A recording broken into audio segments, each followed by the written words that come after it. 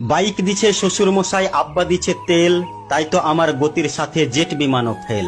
দুর্ঘটনা ঘটলে ঘটুক, আমার কিসের ভয়, গেলে যাবে বাপ শ্বশুরের, আমার কিছু নয়। চল রে আমার মোটর গাড়ি, জোরসে মারো টান, কে কি বলে শুনবো না আজ, ধরছি চেপে কান।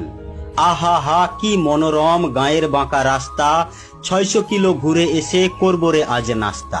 এমন গতি তুলবো রে আজ আমার গতি দেখে, থমকে যাবে পথের পথিক পন্থ চলা রেখে। গতির চোটে কাঁপছে মানুষ, উড়ছে পথের ধুলো, চমকে ওঠে পথের ধারের বান্ধা ছাগলগুলো।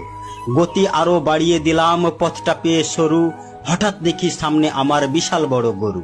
ধাক্কা লেগে হুন্ডা আমার পড়লো গিয়ে খাদে, আমার তখন হুঁশ ছিল না, ফিরছে দুদিন বাদে জ্ঞান ফিরলে চেয়ে দেখি ভাই, আমার যে 2 পা ছিল একটা সাথে নাই। সকল কিছু শোনার পরে চমকে গেল গা, বাইক নাকি ঠিকই আছে, আমার গেছে পা। আমার শখের বাইকে এখন অন্য মানুষ চড়ে, পা হারিয়ে কান্দি আমি বন্দি হয়ে ঘরে। ঘরে বসে ভাবি যদি পাটা পেতাম ফিরে, তিড়িং বিড়িং ছেড়ে আমি বাইক চালাতাম ধীরে। মনেরে বলি মন, যদি তুই বুঝতি 2 দিন আগে, তবে কি তোর পা হারিয়ে পঙ্গু হওয়া লাগে।